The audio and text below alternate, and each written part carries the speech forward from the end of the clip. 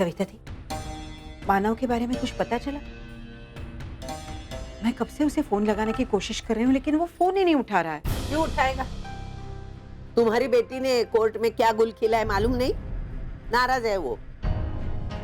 सविता थी, अब जाने भी दीजिए ना वो बातें। कोर्ट में जो हुआ वो हुआ। नहीं, मैं मानती हूँ कि मानव गुस्सा होगा, नाराज होगा, लेकिन मुझे पूरा विश्वास है जब वो ये खुशखबरी सुनेगा ना, उसका सारा टेंशन, सारा गुस्सा खत्म हो जाएगा। वही तो मैं नहीं चाहता। मानव ये खबर सुन के खुश हो जाए और अर्चना को उसके करीब आने का मौका मिले। ये बात मेरा नुकसान कर सकती है, इसलिए आपसे पहले ये बात मैं मानव को बताऊंगी, वो भी अपने अंदाज में। वो फोन नहीं उठा रहा है, इसका मतलब वो अभी भी शायद कोर्ट में ही बिजी होगा। क्यों ना हम वहां जाकर उसे ढूंढते हैं? चलिए ना, चलिए आइए।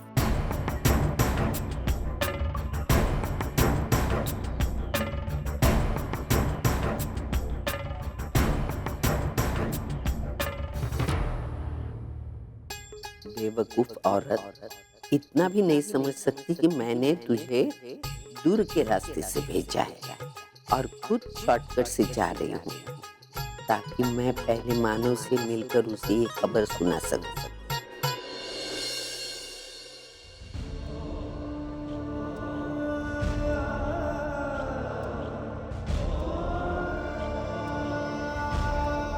The number you are trying to call is currently not reachable. Please try again later.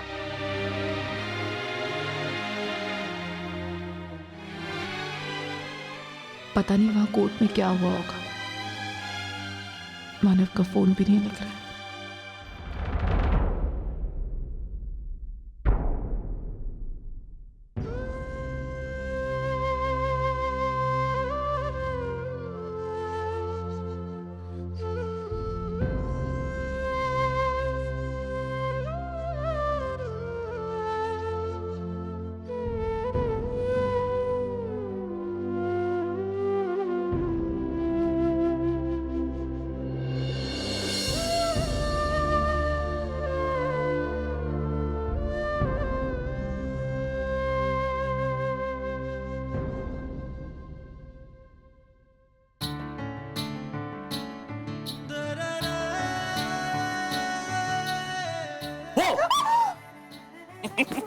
तरीका है?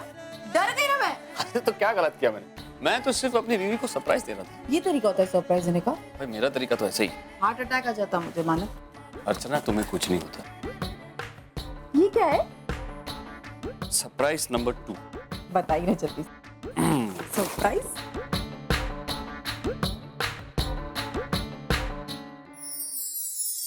ओह, तुम ऐसे क्या देख रही हो? तुम्हें नहीं पहनना ये। मुझे पता है मुझे नहीं पहनना, लेकिन ये किसके लिए और ये कहाँ से लाया? ऐसी बात है कि जो मेरे साथ काम करता है ना मंगेश, वो बहुत जल्द बाप बनने वाला। ओह, तो उसी सिलसिले में वो शॉपिंग के लिए मुझे एक दुकान में ले गया। वहीं मैंने ये प्यारी सी फ्रॉक देखी, बहुत अच्छी लगी, खरीद ली। अच्छा, लेकिन हमारे यहाँ ये कौन पहनेगा? सोहम? हम दोनों मिलकर ले आएंगे ना। मानव। लेकिन बहुत प्यारी फ्रॉक है। अचानक जब से मैंने ये फ्रॉक देखी ना, रह रहकर मेरे आंखों के सामने सिर्फ एक ही नजर आ रहा है। एक छोटी सी प्यारी सी अर्चना ये फ्रॉक पहने मेरी तरफ दौड़ कर आ रही है और बाबा बाबा के कर।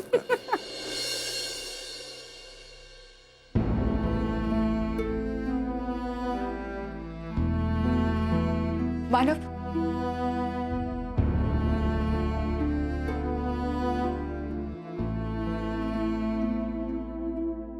कोर्ट में क्या हुआ मानव? अर्चना प्लीज, हम केस के बारे में बात ना ही करें तो अच्छा हो। मानव, लेकिन अर्चना, अगर तुम्हें केस की इतनी फिक्र है तो तुम वहां से चली क्यों आई? मेरे खिलाफ झूठी गवाही तो दे ही चुकी थी तुम। मुझे दोषी साबित होता भी देख लेती, तुम्हारे दिल को तसल्ली मिल जाती। अर्चना, आज तुम्हारी वजह से मैं उस गलती की सजा भुगत रहा हूं जो मैंने की नहीं। मानव प्लीज, आप मुझे गलत समझ रहे हैं। मैं सच कह रही हूँ, मैं वहां रुकना चाहती थी, लेकिन अचानक से मेरी तबीयत खराब हो गई। बहाने मत बनाओ। तुम्हें मालूम था मेरे खिलाफ झूठी गवाही देने के बाद में तुम मुझसे नजरें नहीं मिला पाओगे, इसीलिए शर्म के मारे तुम वहां से निकल आई और यहाँ चली आई। आप मुझे गलत समझ रहे हैं मानव। मानव देखिए, मैं आपको पहले भी कह चुकी है, केस आपके खिलाफ नहीं तो गवाही आपके खिलाफ कैसे हो सकती है? मैंने जो कुछ भी किया वो चौल वालों के लिए किया, उनकी भलाई। तो अपने पति से ज्यादा तुम्हें चौल वालों की फिक्र है। उनके शब्द तुम्हारे लिए ज्यादा मायने रखते हैं, लेकिन अपने पति के शब्दों से ज्यादा तुम्हें उन जाली सबूतों पर विश्वास। ऐसा नहीं है मानव, मैं ऐसा ही है। अगर ऐसा नहीं होता तो तुम मेरे खिलाफ केस ही क्यों करती? मानव आपने भी देखा, वो लॉयर मुझसे सवाल कर रहा था और मैं सिर्फ उसके सवालों के जवाब दे रही थी। लेकिन तुम एक बात नहीं समझ रही थी अर्चना, वो लॉयर तुम्हें अपनी बातों में फंसाता जा रहा था और तुम फंसती जा रही थी। मेरी तो ये समझ में नहीं आ रहा है कि ये मामला तुम्हें कोर्ट में ले जाने की क्या जरूरत थी। मानव मेरे पास और कोई चारा नहीं था, ये चौल वालों की जिंदगी का सवाल था। चौल वालों को बचाने के और भी तरीके थे, केस करने की क्या जरूरत थी? चलो माना कि अजीत बुलडोजर लेकर आया था, लेकिन अगर सारे चौल वाले मिलकर बुलडोजर के सामने आके खड़े हो जाते तो उस अजीत की हिम्मत नहीं होती कि वो बुलडोजर चलाए। अजीत ने तुम लोगों को डराया और तुम लोग डर गए। अर्चना तुम अब भी ये समझ नहीं पाई हो, ये जो कुछ भी हो रहा है वो एक साजिश है। हाँ मानव, मैं मानती हूँ कि वो एक साजिश थी, लेकिन वो सबूत, उनकी बात कर रही हो ना तुम? अर्चना ऑफिस में लेटर हेड्स यूं ही पड़े रहते हैं, कोई भी आकर उस पर कुछ भी लिख सकता है, मेरे झूठे सिग्नेचर्स करवा सकता है। इसीलिए उस लेटर हेड पे भरोसा करने से पहले तुमने मुझसे एक बार बात कर लेनी चाहिए, लेकिन नहीं। और तुम्हें क्या लगता है कि कोर्ट केस करने से तुमने चौल वालों की मदद की? तुमने उन लोगों की मदद की जो मेरे और चौल वालों के खिलाफ, जो बस हमारा बुरा चाहते हैं। तुम्हें जो करना था वो तुम कर दो। तुम्हारी इस हरकत की वजह से मैं लोगों की नजरों में नीचे गिर गया। लोग तो यही सोचेंगे ना, अपना बिल्डर बनने का सपना पूरा करने के लिए मैंने चौल तुड़वाने की साजिश रची, और इस केस की वजह से कंपनी में भी मेरी रेपुटेशन खराब हो जाएगी।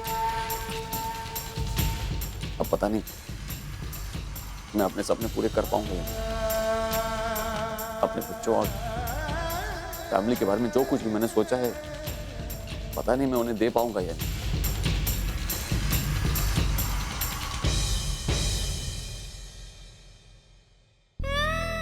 मानव, मुझे सारी खुशियां नहीं चाहिए, नहीं चाहिए।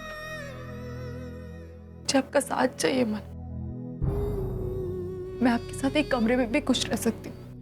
मानव, इच्छाओं का कभी अंत नहीं होता, कभी नहीं, लेकिन इच्छाओं को पूरा करने के लिए हम किसी गलत रास्ते को नहीं अपना सकते ना। सही और गलत का मतलब तुम मुझे मत समझाओ अर्चना।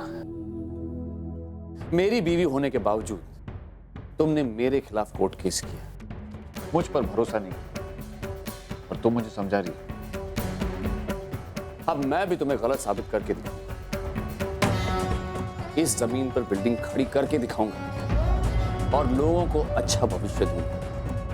और आज जो लोग मेरे खिलाफ और तुम्हारे साथ खड़े हैं, वही लोग कल आकर इस प्रोजेक्ट पेपर पे साइन करेंगे और मुझसे कहेंगे, मानव हमारे घर ले लो और हमें एक अच्छा भविष्य दे दो। और तब मैं देखूंगा कि तुम मुझसे कैसे आंखें मिला पाती हो।